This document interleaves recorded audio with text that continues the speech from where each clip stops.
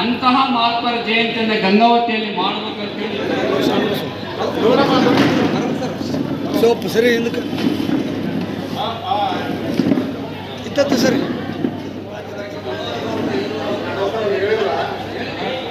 ಸಾಯಂಕಾಲ ಪೂಜ್ಯರ ಜೀವನ ದರ್ಶನ ಪ್ರವಚನವನ್ನು ಸತತ 11 ದಿವಸಗಳ ಮಾಡುವ ಮುಖಾಂತರ ಜನರಿಗೆ ಒಂದು ಸಂದೇಶವನ್ನು ಕೊಡ್ತಕ್ಕಂಥ ಕಾರ್ಯಕ್ರಮವನ್ನು ಶ್ರೀ ಪೂಜ್ಯ ಶ್ರೀ ಆಂಗಲ್ ಕುಮಾರಸ್ವಾಮಿಗಳ ಜಯಂತ್ಯೋತ್ಸವ ಸಮಿತಿ ಇನ್ನು ಹಮ್ಮಿಕೊಂಡಿದೆ. ಇದು ಒಟ್ಟಾರೆ ಈ ಸಮಿತಿ ಶಿವಯೋಗ ಮಂದಿರದ ಮತ್ತು ಗಂಗಾವತಿಯನ್ನು ಆಯ್ಕೆ ಮಾಡೋದಕ್ಕೆ 2 ಆಪ್ಷನ್ ಇತ್ತು. ಅದನ್ನು ಗಂಗಾವತಿಯಲ್ಲಿ ಮಾಡ್ಬೇಕಂತ ಅವ್ರು ತೀರ್ಮಾನ ಮಾಡಿದಾಗ ಗಂಗಾವತಿ ಬಂದು ಇಲ್ಲೇ ಎಲ್ಲ ಭಕ್ತರನ್ನ ಕೇಳಿದಾಗ ಈ ಸಮಾಜದಿಂದ ಎಲ್ಲ ಹಿರಿಯರನ್ನು ನಾವು ಕೇಳಕ್ಕಾಗಿ ಎಲ್ಲರೂ ತಮ್ಮ ಒಪ್ಪಿಗೆಯನ್ನು ಕೊಟ್ಟಾಗ ನಾವೆಲ್ಲರೂ ಯುವಕರನ್ನು ಒಡ್ಕೊಂಡು ಮತ್ತು ಮಹಿಳೆಯರ ಒಂದು ತಂಡವನ್ನು ಮಾಡಿ ಈ ಒಂದು ಕಾರ್ಯಕ್ರಮವನ್ನು ಹಮ್ಮಿಕೊಳ್ಳಲಾಗಿದೆ. ಮತ್ತು ಈ ಕಾರ್ಯಕ್ರಮದ ಎಲ್ಲ ಚಟುವಟಿಕೆಗಳನ್ನು ಇಲ್ಲಿರ್ತಕ್ಕಂಥ ಸಂಚಾಲಕ ಸಮಿತಿ ಇಲ್ಲಿರ್ತಕ್ಕಂಥ ಎಲ್ಲರೂ ನಾವು ಒಂದು ಸಂಚಾಲಕ ಸಮಿತಿಯ ಸದಸ್ಯರು ಎಲ್ಲರೂ ಆ ಒಂದು ಸಮಿತಿಯನ್ನು ಈ ಒಂದು ತಿಂಗಳ ಪ್ರಯುಕ್ತ ಕೆಳಗೆ ಮತ್ತು ಸಮಿತಿಗಳನ್ನು ಅಂದರೆ ಪಾದಯಾತ್ರೆ ಗ್ರಾಮಾಂತರದ ಒಂದು ಸಮಿತಿ, ನಗರದ ಒಂದು ಪಾದಯಾತ್ರೆ ಸಮಿತಿ, ಇನ್ನು ಈ ಮಹಾಸ್ವಾಮಿಗಳ ಏನು ಸುಮಾರು ಒಂದು 50 ಜನ ಮಹಾಸ್ವಾಮಿಗಳು ಪ್ರತಿ ದಿವಸ ಇಲ್ಲಿ ಪ್ರವಚನ ಮಾಡ್ತಕ್ಕಂಥ ಒಂದು ಸಂದರ್ಭದಲ್ಲಿ 50ರಿಂದ 60 ಜನ ಇಲ್ಲಿ ಅವರು ಪ್ರತಿ ದಿವಸ ವಾಸ್ತವ್ಯ ಇರ್ತಾರೆ. ಒಟ್ಟಾರೆ ನಮಗೆ 150 ಏನು ಶ್ರೀಗಳು ಸ್ವಾಮೀಜಿಗಳು ನಮ್ಮ ಈ ಒಂದು ಕಾರ್ಯಕ್ರಮಕ್ಕೆ ಆಗಮಿಸ್ತಕ್ಕಂಥ ಒಂದು ಕಾರ್ಯಕ್ರಮ ಇದು. ಅವರ ಒಂದು ಉಸ್ತುವಾರಿಗಾಗಿ ಅಲ್ಲಿ ಅವರ ಒಂದು ವಸತಿ ಮತ್ತು ಪ್ರಸಾದ ವ್ಯವಸ್ಥೆ ಒಂದೊಂದು ಸಮಿತಿ ಮತ್ತು ಎಲ್ಲ ಈ ಒಂದು ಸಮಿತಿಗಳನ್ನು ಮಾಡಲಾಗಿದೆ. ಈ ಒಂದು ಯುವಕರ ತಂಡ ಮತ್ತು ಸಮಿತಿಯ ಒಂದು ತಂಡ ಮತ್ತು ನಮ್ಮ ತಾಯಂದಿರ ಒಂದು ಎಲ್ಲ ತಂಡ ಸೇರಿ ಇವತ್ತು ಪ್ರತಿಯೊಂದು ವಾರ್ಡ್ನಲ್ಲಿ ಮತ್ತು ಗ್ರಾಮಗಳಲ್ಲಿ ಪ್ರತಿ ದಿವಸ ಅಂದ್ರೆ 10ನೇ ತಾರೀಕಿಂದ 20ನೇ ತಾರೀಕಿನವರೆಗೂ ಈ ಒಂದು ಕಾರ್ಯಕ್ರಮ ಇರ್ತದೆ. ಆ ಕಾರ್ಯಕ್ರಮದಲ್ಲಿ ಬೆಳಿಗ್ಗೆ ಅಂದ್ರೆ 11ನೇ ತಾರೀಕಿಂದ 19ನೇ ತಾರೀಕಿವರೆಗೆ ಒಂದು ಏನಿದು ಸದ್ಭಾವನಾ ಪಾದಯಾತ್ರೆ ಇರುತ್ತೆ. ಆ ಸದ್ಭಾವನಾ ಪಾದಯಾತ್ರೆ ಬೆಳಿಗ್ಗೆ 6 ಗಂಟೆಯಿಂದ 8 ಗಂಟೆವರೆಗೂ ನಗರದಲ್ಲಿ 9 ದಿನಗಳ ಕಾಲ ಪ್ರತಿಯೊಂದು ದಿವಸ ಒಂದೊಂದು ಭಾಗದಲ್ಲಿ ಅದು ಆಯ್ಕೆ ಮಾಡಿದಂಥ ಒಂದು ಇದನ್ನು ನಿಮ್ಮ ಪಟ್ಟಿ ಕೊಡ್ತೀವಿ. ಅದ್ರ ಜೊತೆಗೆ ಪ್ರತಿ ದಿವಸ 2 ಗ್ರಾಮಗಳನ್ನು ಆಯ್ಕೆ ಮಾಡಿಕೊಂಡು ಆ ಗ್ರಾಮಗಳಲ್ಲಿ ಬೆಳಿಗ್ಗೆ 6ರಿಂದ 8 ನಂತರ ಪ್ರಸಾದ ನಂತರ 8 ಗಂಟೆಗೆ 9ರಿಂದ 1 ಗಂಟೆವರೆಗೂ ಗ್ರಾಮಾಂತರಗಳಲ್ಲಿ ಪಾದಯಾತ್ರೆ ಮಾಡಿ ಮತ್ತೆ ಅಲ್ಲಿ ಸಹಿತ ಒಂದು ಪ್ರವಚನ ಮಾಡಿ ಈ ಒಂದು ಕಾರ್ಯಕ್ರಮ ಇರುತ್ತದೆ. ಈ ನಿಟ್ಟಿನಲ್ಲಿ ಒಟ್ಟು 11 ದಿವಸ ಕಾರ್ಯಕ್ರಮ ಇದು. ಆ ಕಾರ್ಯಕ್ರಮದಲ್ಲಿ ಅನೇಕ ನಮ್ಮ ಶ್ರೀಗಳು ಪಾಲ್ಗೊಳ್ತಾರೆ ಮತ್ತು ಅನೇಕ ನಮ್ಮ ಸಮಾಜದ ವಿವಿಧ ಸಮಾಜದ ಮುಖಂಡರು ಮತ್ತು ಬೇರೆ ಬೇರೆ ಸಾಧನೆ ಮಾಡ್ತಕ್ಕಂಥ ಸನ್ಮಾನ ಮಾಡ್ತಕ್ಕಂಥದ್ದು ಇವೆಲ್ಲವೂ ಕಾರ್ಯಕ್ರಮ ಇರ್ತವೆ. ಇದು ನಮ್ಮ ಸಂಕ್ಷಿಪ್ತ ನಮ್ಮದು ಈ ಕಾರ್ಯಕ್ರಮದ ವಿವರ. ಇದು ಆನಕಲ್ಲಿನಲ್ಲಿ ಜನಿಸಿ ಆ ಮಠವನ್ನು ತ್ಯಾಗ ಮಾಡಿ ಭಾರತದಂತ ಸಂಚಾರ ಮಾಡಿ ಆನಗಲ್ಲ ಕುಮಾರ ಶಿವಯೋಗಿಗಳು ಶಿವಯೋಗ ಮಂದಿರವನ್ನು ಸ್ಥಾಪನೆ ಮಾಡ್ಬೇಕಂತೇಳಿ ಇಲಕಲ್ಲ ಮಹಾಂತ ಸ್ವಾಮಿಗಳ ಹತ್ರ ಹೋದಾಗ ಇಲಕಲ್ಲ ಮಹಾಂತ ಸ್ವಾಮಿಗಳು ಒಂದು ಗೋಮಾತೆಯನ್ನು ಒಂದು ಆಕಳನ್ನು ಕೊಡ್ತಾರೆ. ಅದು ಎಲ್ಲಿ ಮಲಗ್ತೈತೆ ಅಲ್ಲಿ ಶಿವಯೋಗ ಮಂದಿರ ಕಟ್ಟಪ್ಪ ಅಂತ ಹೇಳಿದ್ದಕ್ಕೆ ಬಾದಾಮಿ ಬನಶಂಕರಿ ಹತ್ರ ಅದು ಮಲ್ಕೊಂತು ಅಲ್ಲಿ ಶಿವಯೋಗ ಮಂದಿರ ಸ್ಥಾಪನೆ ಮಾಡಿದ್ದಾರೆ. ಶಿವಯೋಗ ಮಂದಿರ ಅಂದರೆ ಅದು ಬರೀ ಅಲ್ಲಿ ಯೋಗವನ್ನು ಕಲಿಸ್ತಾರೆ ಮತ್ತು ಮಠಾಧಿಪತಿಗಳಿಗೆ ಅಲ್ಲಿ ಯಾರು ಉತ್ತರಾಧಿಕಾರಿ ಬೇಕಂದ್ರೆ ಅಲ್ಲಿಂದ ಸ್ವಾಮಿಗಳು ತಗೊಂಡು ಹೋಗತಕ್ಕಂಥ ಕಾರ್ಯಕ್ರಮ. ಇದುವರೆಗೂ 9,000 ಸ್ವಾಮಿಗಳನ್ನು ತಯಾರು ಮಾಡಿರತಕ್ಕಂಥ ಕೀರ್ತಿ ಶಿವಯೋಗ ಮಂದಿರಕ್ಕೆ ಸಲ್ತದೆ. ಶಿವಯೋಗ ಮಂದಿರದಲ್ಲಿ ಭಸ್ಮ ಕೂಡ ತಯಾರು ಮಾಡ್ತಾರೆ. ಅಂಥ ಒಂದು ಶಿವಯೋಗ ಮಂದಿರವನ್ನು ಸ್ಥಾಪನೆ ಮಾಡಿದ ಕೀರ್ತಿ ಆನಗಲ್ ಕುಮಾರ್ ಶಿವ. ಅವರು ಭಿಕ್ಷಕ್ಕೆ ಹೋದಾಗ ಒಂದು ಮನೆ ಭಿಕ್ಷಕ್ಕೆ ಹೋಗ್ತಾರ. ಒಂದು ತಾಯಿ ತನ್ನ ಕುರುಡ ಮಗನನ್ನು ಕಟ್ಟಿಕೊಂಡು ದುಃಖ ಪಡ್ತಕ್ಕಂಥ ಸಂದರ್ಭದಲ್ಲಿ ನಾವೇನು ಭಿಕ್ಷೆ ಇಲ್ಲಪ್ಪ, ನನಗೆ ಒಂದು 4 ಆಣೆ ಕೊಟ್ಟರೆ ನನ್ನ ಮಗ ಊಟ ಮಾಡುತ್ತೇನೆ ಅಂತ ಹೇಳಿದಾಗ 1 4 ಆಣೆ ಒಂದು ದಿವಸ ಊಟ ಮಾಡ್ಬೋದಮ್ಮ, ನಿನ್ನ ಮಗನ ನನಗೆ ದಾರಿ ಕೊಡು ಅಂತೇಳಿ ಆ ಮಗುನ ಕರ್ಕೊಂಬಂದು ಬಟ್ಟೆ ಬದಲಾಯಿಸಿ ಸ್ನಾನ ಮಾಡಿಸಿ ಊಟ ಮಾಡಿಸಿ ಇಬ್ಬರು ಅಂಧ ಮಕ್ಕಳನ್ನು ಕರ್ಕೊಂಬಂದು ಜೋಪಾನ ಮಾಡಿ ನಾಡಿಗೆ ಅಂಧ ಅನಾಥ ಮಕ್ಕಳಿಗೆ ಆಶ್ರಯದಾತರಾಗಿ ಸಂಗೀತ ಲೋಕದ ದಿಗ್ಗಜರನ್ನ ಪರಿಚಯ ಮಾಡಿಸಿದ್ದು ಪಂಡಿತ ಪಂಚಾಕ್ಷರಿ ಗವಾಯಿಗಳನ್ನು ಪುಟ್ಟರಾಜ ಗವಾಯಿಗಳನ್ನು ಜಗತ್ತಿಗೆ ಪರಿಚಯ ಮಾಡಿಸಿದ್ರು ಹಾನಗಲ್ಲ ಕುಮಾರಸ್ವಾಮಿ. ಇವತ್ತು ಯಾವುದೇ ಜಾತಿ ಪಕ್ಷ ಇಲ್ಲದೆ ಅಂಧ ಅನಾಥ ಮಕ್ಕಳು ಹುಟ್ಟಿದ್ರೆ ನಮಗೆ ಕೊಡ್ರಿ ಅಂತೇಳಿ ವೀರೇಶ್ವರ ಪುಣ್ಯಾಶ್ರಮ ಇವತ್ತು ಅಲ್ಲಿ ಅಂಥ ಒಂದು ಸಂಸ್ಥೆಯನ್ನು ಕಟ್ಟಿದವರು ನಮ್ಮ ಹಾನಗಲ್ಲ. ಸಿರಸಂಗಿ ಲಿಂಗರಾಜ ದೇಸಾಯಿ ಅವರಿಗೆ ದೊಡ್ಡ ಶ್ರೀಮಂತರು ಮಕ್ಕಳಾಗಿರಲಿಲ್ಲ.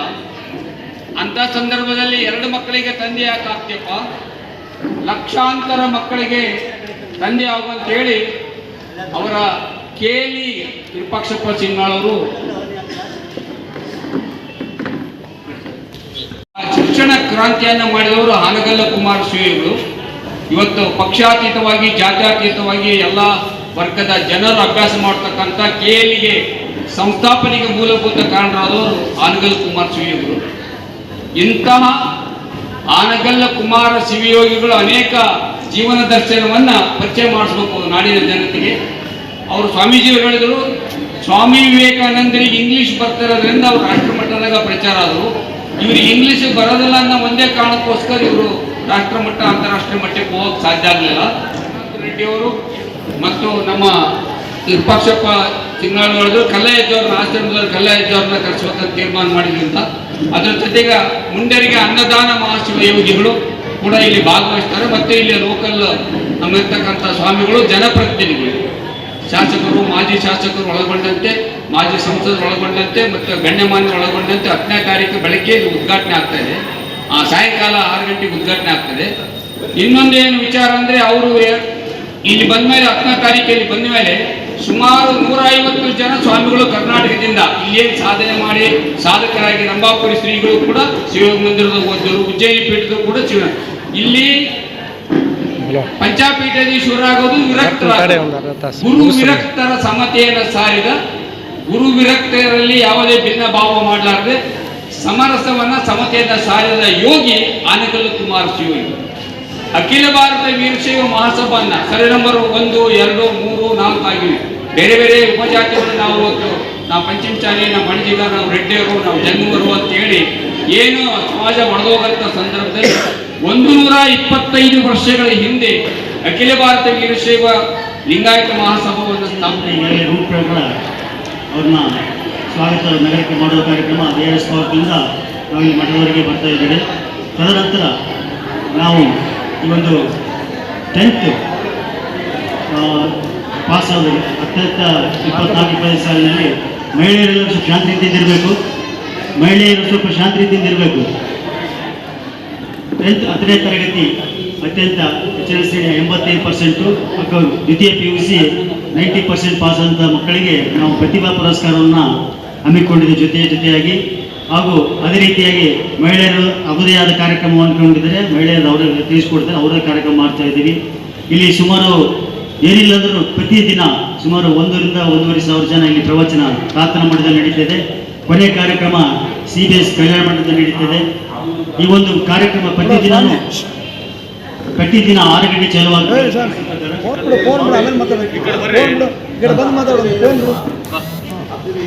ಅದು 10 ದಿನಕ ಇಲ್ಲೇ ಪ್ರವಚನ ಕಾರ್ಯಕ್ರಮ, ಇಲ್ಲಿ ಕೊನೆಯ ದಿನ ಸಮಾರೋಪ CBS ಕಲ್ಯಾಣ ಮಂಟಪ ಅಥವಾ CBS ಕಲ್ಯಾಣ ಮಂಟಪ ಹೊರಗಡೆ ಜನದಡಿ ನೋಡ್ಕೊಂಡು ಆ ಪ್ರಕಾರ ಮಾಡ್ತಾ ಇದ್ದೀವಿ. ಅದೇ ರೀತಿಯಾಗಿ ನಮ್ಮ ಮಹಿಳೆಯರು ಸಹ ಅರಿಶಿನ ಕಾರ್ಯಕ್ರಮ ಮೊದಲೇ ಹೇಳ್ತಾರೆ. ಮಹಿಳೆಯ ಕಾರ್ಯಕ್ರಮ, ಯುವಕರು ಬೈಕ್ ರ್ಯಾಲಿ ಸುಮಾರು ಒಂದು 500 ಬೈಕ್ ಎಷ್ಟಾಗ್ತವೆ ಅಷ್ಟು ಬೈಕ್ಗಳ ಮುಖಾಂತರ ARS ಫಾರ್ಮಿಂದ ನಾವು ತಾತನ ಸನ್ನಿಧಿಯವರೆಗೆ ಅವ್ರನ್ನ ಕರ್ಕೊಂಡ್ಬರ್ತಿದ್ದೀವಿ. ಅದೇ ರೀತಿಯಾಗಿ ಪ್ರವಚನ ನಂತರ ಪ್ರಸಾದ ವ್ಯವಸ್ಥೆ ಇರ್ತದೆ. ಪ್ರತಿದಿನ ಎಷ್ಟೇ ಜನ ಬಂದರೂ ಪ್ರವಚನ ನಂತರ ಪ್ರಸಾದ ಇರ್ತದೆ. ಪ್ರವಚನ ಕರ್ನಾಟಕದ ಶ್ರೇಷ್ಠ ವಿದ್ವಾನರು ಬಂದು ಆ ಪ್ರವಚನ ಕಾರ್ಯಕ್ರಮ ನಡೆಸಿಕೊಡ್ತಾ ಇದ್ದಾರೆ. ಹಾಗೂ ಅದೇ ರೀತಿಯಾಗಿ ಎಲ್ಲರೂ ಒಂದೊಂದು ವಿಷಯ ಹೇಳ್ತಾ ಇದ್ದಾರೆ. ಇನ್ನು ಮುಂದೆ ಹೆಚ್ಚಿನ ವಿಷಯನ ಸಿಂಗಾಳ ವಿಪಕ್ಷ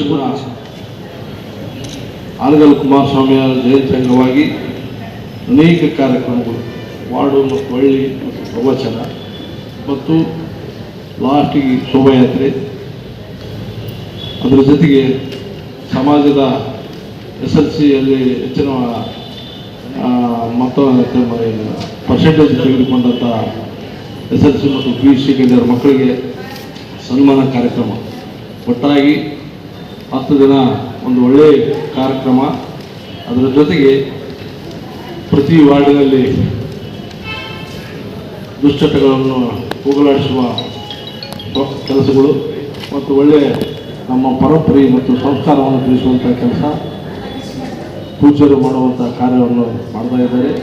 ಆ ಒಂದು ಹಿತದೃಷ್ಟಿಯಿಂದ ಪ್ರತಿ ವಾರ್ಡು ಮತ್ತು ಪ್ರತಿ ಗ್ರಾಮದಲ್ಲಿ ಭೇಟಿ ಕೊಟ್ಟು ಪ್ರತಿಯೊಂದು ಒಂದು ವಿಜೃಂಭಣೆಯಿಂದ ನಡಿಬೇಕು. ಯಾಕಂತಂದ್ರೆ ಇವತ್ತು ನಾಳೆ ಒಂದು 4-5 ಮಂದಿ ಸ್ವಾಮಿಯವರು ಕರ್ಕೊಂಡ್ಬರ್ಬೇಕಾದ್ರೆ ಭಾಳ ಕಷ್ಟ ಆಗ್ತದೆ. ಇವತ್ತು ಅಂಥ ಒಂದು ಸಂದರ್ಭದಲ್ಲಿ ಇವತ್ತು ಸ್ವಾಮಿಯರು ಪಟ್ಟಾದಿ ಸ್ವಾಮಿಗಳನ್ನು ರಚನೆ ಮಾಡಿದಂಥ ಕಾರ್ಖಾನೆಯ ಗುರುಗಳಾದಂಥ ಕುಮಾರಸ್ವಾಮಿ ಅವರ ಏನು ಅವರ ಜಯಂತಿಗೆ ಇವತ್ತು ಕರೆಯಲೇಬೇಕಾಗಿಲ್ಲ. 100-150 ಸ್ವಾಮಿಗಳು ಬರ್ತಾ ಇದ್ದಾರೆ. ಡೈಲಿ 50-60 ಮಂದಿ ಸ್ವಾಮಿಗಳು ಇರ್ತಾರೆ. ವಾರ್ಡ್ನಲ್ಲಿ ಹೋಗ್ತಾ ಇದ್ದಾರೆ, ಗ್ರಾಮೀಣದಲ್ಲಿ ಹೋಗ್ತಿದ್ದಾರೆ. ಆ ಒಂದು ರೀತಿಯಲ್ಲಿ ಒಬ್ಬ ಸಮಾಜದ ಎಲ್ಲ ಬಂಧುಗಳು ಇವತ್ತು ಕೇವಲ ವೀರಶೈವ ಸಮಾಜ ಅಲ್ಲ, ಎಲ್ಲ ಸಮಾಜದವರು ಇವತ್ತು ನಾವು ಓದಲ್ಲೆಲ್ಲ ಇವತ್ತು 50-60 ಸ್ವಾಮಿಗಳು ಬರ್ತಾರೆ ಅಂತಂದ್ರೆ ನಮ್ಮ ಗ್ರಾಮದ ಪುಣ್ಯ ಕಲ್ಪನೆ ಇಟ್ಕೊಂಡು ತಯಾರಿಗಳು ನಡೆಸಿದ್ದಾರೆ. ಆ ಒಂದು ನಿಟ್ಟಿನಲ್ಲಿ ಇವತ್ತು ಅಂಥ ಒಂದು ಕಾರ್ಯ ಯಶಸ್ವಿಯಾಗಲಿಕ್ಕೆ ಪತ್ರಿಕಾ ಮಾಧ್ಯಮದ ಮಿತ್ರರದು ನಮ್ಮದು ಭಾಳ ದೊಡ್ಡ ಸಹಕಾರ ಅಗತ್ಯ ಇದೆ. ಆ ಒಂದು ನಿಟ್ಟಿನಲ್ಲಿ ಪ್ರಚಾರ ಆಗಬೇಕಾಗಿದೆ. ನಾವು ಇವತ್ತು ಆನಗಲ್ ಕುಮಾರಸ್ವಾಮಿ ಅವರು ಅನೇಕ ಕೆಲಸ ಕಾರ್ಯಗಳನ್ನು ಮಾಡಿದ್ದಾರೆ. ಇವತ್ತು ಸಮಾಜಕ್ಕೋಸ್ಕರ ಸಮಾಜಮುಖಿಯಾಗಿ ಅನೇಕ ಕೆಲಸ ಕಾರ್ಯಗಳನ್ನು ಮಾಡಿದ್ದಾರೆ. ಆ ಒಂದು ನಿಟ್ಟಿನಲ್ಲಿ ನಮ್ಮ ಪ್ರೋತ್ಸಾಹ ಭಾಳ ದೊಡ್ಡದಿದೆ. ಆ ಒಂದು ನಿಟ್ಟಿನಲ್ಲಿ ಇವತ್ತು ಕುಮಾರಸ್ವಾಮಿ ಅವರ ಜಯಂತಿ ಯಶಸ್ವಿ ಆಗಲಿಕ್ಕೆ ಇವತ್ತು ತಾವೆಲ್ಲರೂ ಸಹಕರಿಸಬೇಕು. ಕುಮಾರಸ್ವಾಮಿಯವರ ಜಯಂತಿ ಉತ್ಸವ ಇಡೀ ಕರ್ನಾಟಕದಲ್ಲಿ ಪ್ರತಿ ವರ್ಷ ಬೇರೆ ಬೇರೆ ಜಿಲ್ಲೆಗಳಲ್ಲಿ ಬೇರೆ ಬೇರೆ ಊರುಗಳಲ್ಲಿ ನಡೀತದೆ. ಈ ರೀತಿ ನಮ್ಮಲ್ಲಿ ಈ ಸಲ ಗಂಗಾವತಿಗೆ ಈ ಉತ್ಸವ ಮಾಡಲಿಕ್ಕೆ ನಮಗೆ ಅವಕಾಶ ಸಿಕ್ಕಿದೆ. ಇದು ಅಖಿಲ ಭಾರತ ವೀರಶೈವ ಲಿಂಗಾಯತ ಮಹಾಸಭೆ ಗಂಗಾವತಿ ಕುಮಾರೇಶ್ವರ ಜಯಂತಿ ಮಹೋತ್ಸವ ಸಮಿತಿ 2025 ಮತ್ತು ಅಖಂಡ ಗಂಗಾವತಿ ತಾಲೂಕಿನ ಎಲ್ಲ ಭಕ್ತರ ಜೊತೆಗೆ ಕಾರ್ಯಕ್ರಮ ನಡೀತಾ ಇದೆ. ಒಟ್ಟು 150 ಸ್ವಾಮಿಗಳು, ಅಂದರೆ ಇವತ್ತು 50 ಬರ್ಬೋದು, ನಾಳೆ ಇವತ್ತು ಅಟೆಂಡ್ ಆದ್ರೆ ನಾಳೆ ಬೇರೆ ಬರ್ತಾರೆ. ಈ ರೀತಿ ಸರಳಿ ಒಂದು ಅವರೇನು ಸರಣಿಯಾಗಿ 150 ಜನ ಪಾಲ್ಗೊಳ್ತಾರೆ. ಕೊನೆಯ ದಿನ ಕನಿಷ್ಠ 70-80 ಜನ ಸ್ವಾಮಿಗಳು ಬರ್ತಾರೆ. ಇದು ಒಟ್ಟಾರೆಯಾಗಿ ಇಲ್ಲೇನು ಕುಮಾರೇಶ್ವರ ಜಯಂತಿ ಮಹೋತ್ಸವ ಸಮಿತಿಯಲ್ಲಿ ಎಷ್ಟು ಜನ ಸ್ವಾಮಿಗಳಿದ್ದಾರೆ, ಸುಮಾರು 150 ಹೆಚ್ಚು ಇದ್ದರು. ಯಾರ್ಯಾರಿಗೆ ವಯಸ್ಸಾದರೂ ಇರ್ತಾರೆ ಅವರು 1 ಗಂಟೆ ಅಥವಾ 1 ತಾಸು ಅಥವಾ 1 ದಿವಸ ಆಗಮಿಸಿ ಹೋಗೋದು. ಯುವಕರು ಎಲ್ಲ ಸ್ವಾಮಿಗಳು ಇಲ್ಲೇ ಇರ್ತಾರೆ. ಇಲ್ಲಿ ನಾವು ಎಲ್ಲ ಓಣಿಗಳಲ್ಲಿ ರುದ್ರಾಕ್ಷಿಯನ್ನು ಅವರು ಧಾರಣ ರೂಪಕ್ಕಾಗಿ ಕೊಡ್ತಾ ಇದ್ದಾರೆ. ಅದಕ್ಕಾಗಿ ಮಹಿಳೆಯರು ಈ ರುದ್ರಾಕ್ಷಿ ಪೋಣಿಸುವಲ್ಲಿ ನಿರತರಾಗಿದ್ದಾರೆ. ಅದು ಎಲ್ಲರಿಗೂ ಜಾತಿ ಭೇದ ಇಲ್ಲ, ರುದ್ರಾಕ್ಷಿ ವಿತರಣೆ ಮಾಡೋದು ಎಲ್ಲರಿಗೂ ದಾರಿಯಲ್ಲಿ ಏನು ಓಣಿಯಲ್ಲಿ ಗ್ರಾಮೀಣ ಪ್ರದೇಶದಲ್ಲಿ ಬರ್ತಾರೆ ಅವರಿಗೆಲ್ಲ ರುದ್ರಾಕ್ಷಿ ಧಾರಣೆ ಮಾಡ್ತಾರೆ. ಮತ್ತು ನಮ್ಮಲ್ಲಿ ಕೂಡ ವಿಭೂತಿ ಅಂತ ಕೊಡುವಂಥ ಒಂದು ಇಲ್ಲಿ ಗಂಗಾವತಿಯಲ್ಲಿ ಆ ವಿಭೂತಿಯನ್ನು ತರಿಸಿ ಇಲ್ಲಿ ಬಂದಂಥ ಭಕ್ತರಿಗೆ, ಯಾಕಂದರೆ ಇಲ್ಲಿ ಶ್ರೇಷ್ಠವಾಗಿ ಆ ವಿಭೂತಿಯನ್ನು ಮ್ಯಾನ್ಯುವಲ್ ಆಗಿ ತಯಾರು ಮಾಡ್ತಾರೆ, ಮಷನ್ನಲ್ಲಿ ಆಗಿರೋದು. ಒಳ್ಳೆಯ ವಿಭೂತಿಯನ್ನು ತರಿಸಿ ಯಾರು ಭಕ್ತರು ಆಸೆ ಪಡ್ತಾರೋ ಅವರಿಗೆ ಕೊಡಬೇಕಂತ ಒಂದು ನಿರ್ಣಯವನ್ನು ಮಾಡಿದ್ದೀವಿ. ಇದು ಭಾಳ ಜನ ನಮ್ಮ ಗ್ರಾಮೀಣ ಪ್ರದೇಶದಲ್ಲಿ ನಮ್ಮ ಅಧ್ಯಕ್ಷರಾದ ಹಿರೇಗೌಡರು, ನಮ್ಮ ತಿಪ್ಪರದು ಸ್ವಾಮಿಯವರು ಭಾಳಷ್ಟು ಬೆಳಗ್ಗೆ ಹೋಗಿ ಈ ಬಗ್ಗೆ ಪ್ರಚಾರವನ್ನು ಸಾಕಷ್ಟು ಮಾಡಿದ್ದಾರೆ. ಗ್ರಾಮೀಣ ಪ್ರದೇಶದ ಬಹುತೇಕ ಸಮಾಜ ಜನ, ನಮ್ಮ ಸಮಾಜದಲ್ಲೇ ಬೇರೆ ಸಮಾಜದವರು ಕೂಡ ನಾವು ಮೆರವಣಿಗೆಯಲ್ಲಿ ಪಾಲ್ಗೊಳ್ತೀವಿ ಅಂತ ಹೇಳಿದ್ದಾರೆ. ಅದೇ ರೀತಿ ಮನೋಜ್ ಸ್ವಾಮಿಯವರು, ನಮ್ಮ ವಿಪಕ್ಷ ಅವರು ಕೂಡ ಸಾಕಷ್ಟು ಕಡೆ ಅಡ್ಡಾಡಿ ಇದಕ್ಕೆಲ್ಲ ಏನು ಮಾಡಬೇಕು ವ್ಯವಸ್ಥೆ ಅಂತ ಹೇಳಲು ಸ್ವಾಮಿಗಳ ಕಾರ್ಯಕ್ರಮ ಆಗಿರೋದ್ರಿಂದ ಒಂದು ಚೌಕಟ್ಟಿನಲ್ಲಿ ನಾವು ಮಾಡಬೇಕಾಗ್ತದೆ. ಯಾಕಂದರೆ ಅವ್ರದ್ದೇ ಆದ ಸಂಪ್ರದಾಯ. ನಾವು ಅವರ ಜಯಂತಿ ಉತ್ಸವನೇ ಇದರಲ್ಲಿ ಮುಖ್ಯವಾಗಿ ಕಾರ್ಯಕ್ರಮ. ಕುಮಾರಸ್ವಾಮಿಗಳು 158ನೇ ಜನ್ಮ ದಿನೋತ್ಸವವನ್ನು ನಾವು ಗಂಗಾವತಿ ಆಚರಿಸಬೇಕು ಅಂತೇಳಿ ಎಲ್ಲ ಗುರು ಹಿರಿಯರು ನಿಶ್ಚಯಿಸಿದ್ದಾರೆ. ಎಲ್ಲ ಒಂದು 4 ಮೀಟಿಂಗನ್ನು ಮಾಡಿದ್ವಿ. 1904ರಲ್ಲಿ ಕುಮಾರಸ್ವಾಮಿಗಳು ವೀರಶೈವ ಸಮಾಜವನ್ನು ಸ್ಥಾಪನೆ ಮಾಡಿದ್ರು. ಮೊಟ್ಟ ಮೊದಲನೇದಾಗಿ ನಾವೆಲ್ಲ ಬಸವ ಜಯಂತಿಯನ್ನು ಹೇಗೆ ಸರ್ಕಾರದ ಇದರಿಂದ ರಜೆ ಕೊಡ್ತಾರಲ್ಲ ಆ ಥರ ಹಿಂಗೆ ಸಾಮೂಹಿಕವಾಗಿ ಆಚರಣೆ ಮಾಡಿದ್ದು ಮೊಟ್ಟ ಮೊದಲನೇದಾಗಿ ಬಸವ ಜಯಂತಿಯನ್ನು ಪ್ರಾರಂಭ ಮಾಡಿದ್ದು 1914ರಲ್ಲಿ ಕುಮಾರ ಶಿವಯೋಗಿಗಳೇ. ಈಗ ಈ ಕುಮಾರ ಶಿವಯೋಗಿಗಳ ಒಂದು ಜಯಂತ್ಯೋತ್ಸವ ಸಮಿತಿ ಏನಿದೆಯಲ್ಲ ಸ್ವಾಮಿಗಳದ್ದು, ಅವರ ಉದ್ದೇಶ ಒಂದೇನಂದ್ರೆ ನಮ್ಮ ವೀರಶೈವ ಸಮಾಜನ ಸ್ಥಾಪನೆ ಮಾಡಿದ್ವಿ. ಯಾಕಂದ್ರೆ ಸಣ್ಣ ಸಣ್ಣ ಏನು ಒಳಪಂಗಡಗಳು ಇದಾವಲ್ಲ ಅದೆಲ್ಲ ಹೋಗಿ ನಾವು ಎಲ್ಲರೂ ವೀರಶೈವರು ಒಂದೆಲ್ಲ ಒಂದೇ ಸಮೂಹ ಆಗ್ಬೇಕು ಅನ್ನೋದೊಂದೇ ವೀರಶೈವ ಸಂಸ್ಥಾಪನೆ ಮಾಡಿರ್ತಕ್ಕಂಥ ಹಾನಗಲ್ ಕುಮಾರ ಶಿವಗಳ ಒಂದು ಸದುದ್ದೇಶ ಆಗಿತ್ತು. ಸೊ ಅದರಿಂದ ಅವರು ಈಗ ಇದನ್ನ ಈ ತರ ಹೆಂಗೆ ಬಸವ ಜಯಂತಿಯನ್ನು ನಾವು ಎಲ್ಲ ಸಾರ್ವಜನಿಕವಾಗಿ ಹೆಂಗೆ ಆಚರಿಸ್ತಿದ್ದೀವಿ ಹಂಗೆ ಹಾನಗಲ್ ಕುಮಾರ ಶಿವಗಳ ಜಯಂತಿಯನ್ನು ಕೂಡ ಇದೇ ರೀತಿ ಆಚರಿಸ್ಬೇಕು, ಅದು ಸಾರ್ವಜನಿಕವಾಗಿ ಆಚರಣೆ ಬರಬೇಕು ಅನ್ನೋ ಒಂದು ಕಾರಣದಿಂದ ಈ ತರ ಇದನ್ನ ಮಾಡ್ತಾ ಇದ್ದಾರೆ. ಅದು ನಮ್ಮ ಗಂಗಾವತಿಗೆ ಬಂದಿರೋದು ನಮ್ಮ ಭಾಗ್ಯ ಅಂತ ನಾನು ಭಾವಿಸ್ತೇನೆ. ಇದರಲ್ಲಿ ನಮ್ಮದೊಂದು ಮಹಿಳಾ ಸಮಿತಿಯನ್ನು ಕೂಡ ನಾವು ರಚನೆ ಮಾಡೋಕ್ಕೆ ನಮ್ಮ ಮುಖ್ಯ ಘಟಕದ ಅಧ್ಯಕ್ಷರು, ಕಾರ್ಯದರ್ಶಿಗಳು ಅಥವಾ ಇದು ಉಳಿದ ಗಣ್ಯರೆಲ್ಲ ನಮಗೆ ಇದು ಮಾಡಿದ್ರು. ಸೊ ಅದರಲ್ಲಿ ನಾವು ಒಂದು 15 ಜನದ ಸಮಿತಿಯನ್ನ ಮಾಡ್ಕೊಂಡಿದ್ದೀವಿ.